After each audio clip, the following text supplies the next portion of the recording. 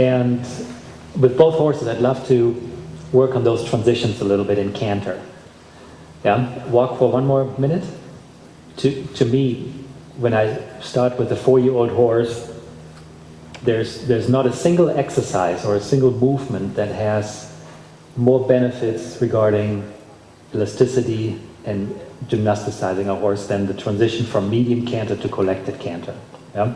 That is something that I try very, very early on, and I constantly expose my horse to that movement. Yeah? If I never risk it, then okay, the transition at the end might be okay, but I don't want to keep riding for a 6 and then hope that the transition is going to happen at the end. Yeah?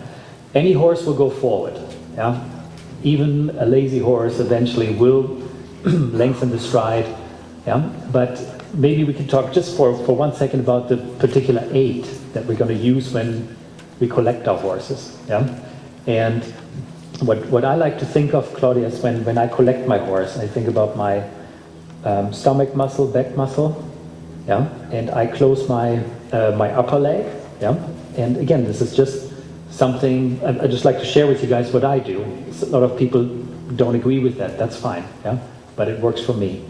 And I ride quite a bit with my upper leg, yeah, and I definitely keep a little bit support from the lower leg, not a whole lot. I don't believe in driving with a ton of strength, driving the hind legs underneath the horse, especially when he has a little bit the idea, yeah.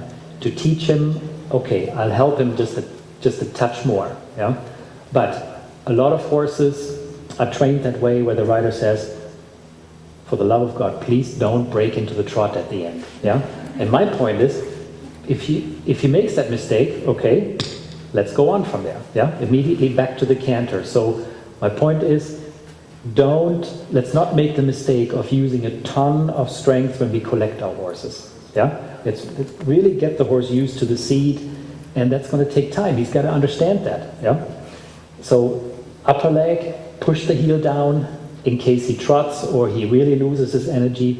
Then let's go right ahead and use quite a bit of lower leg and even a touch with the spur, reinforcing the particular lead that you're in. Yeah, which would be outside leg behind the girth, inner leg at the girth. Yeah?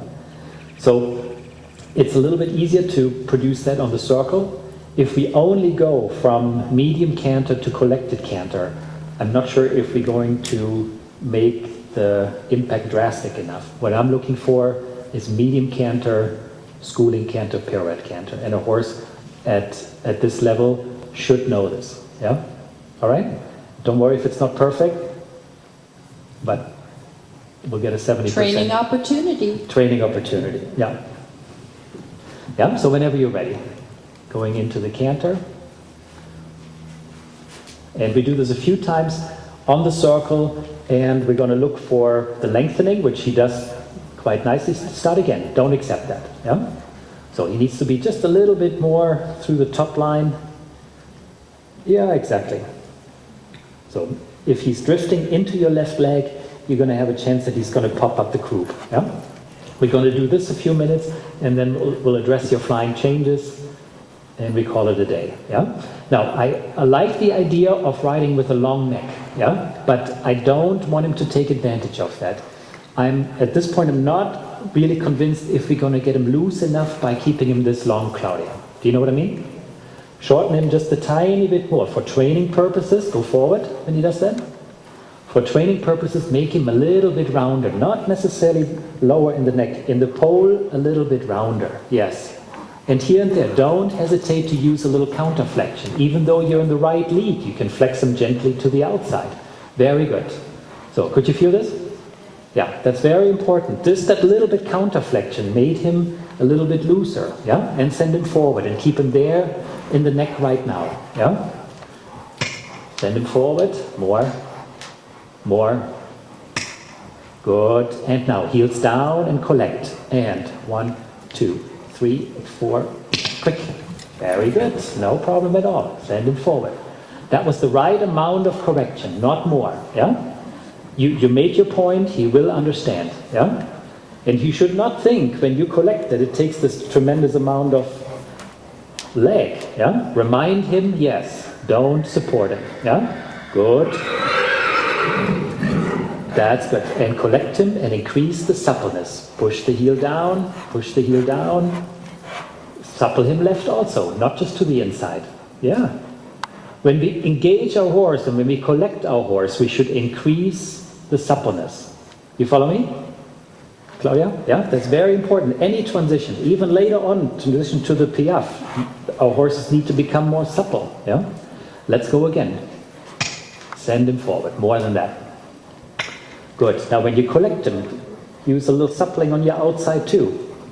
And collect. 1, 2, suppleness. 3, 4, 5, collect more. 6, 7, 8, 9, collect more. 10. What you had there after 10 strides, I like to see that after 3 to 4 strides.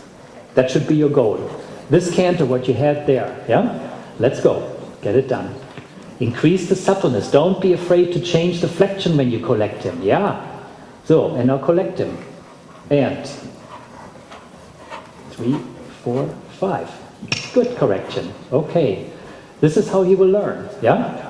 And he can learn this from your upper leg, from your stomach muscle, from your back muscle. I would be lying if I'd say I'm not using my rein, yeah? Very good.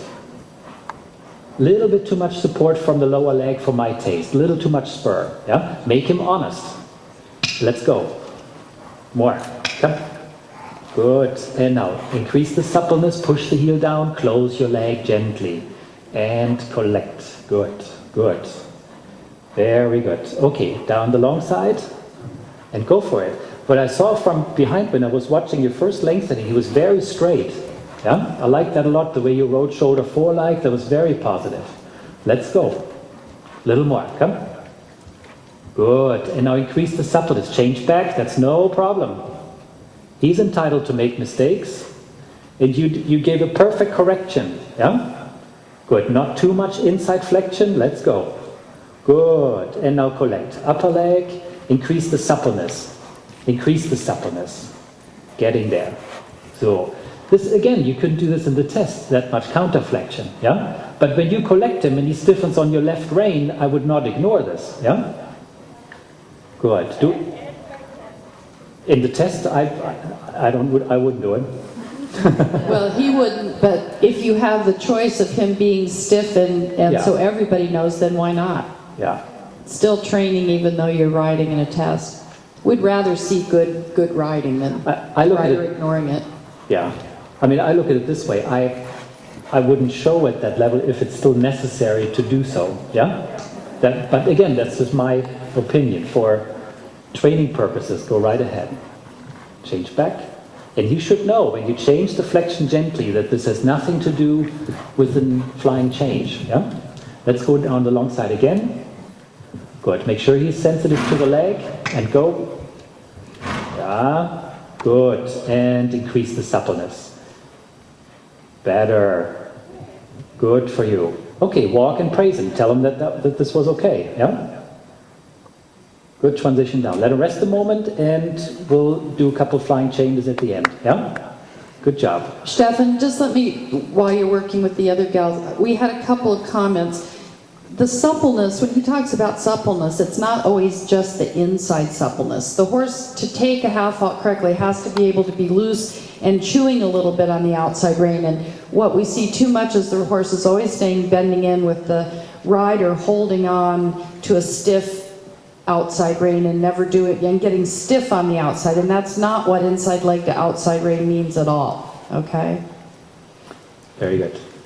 Now, Claudia, is he sometimes a little bit on the nervous side, sensitive side, or because we saw you riding a little carefully, and if that's the case, okay, then make sure she doesn't get the lunch whip out, okay? So, that's to me always the most important part. It's so easy for us as trainers and judges to say, well, you got to go for it more, yeah? We don't know the horse.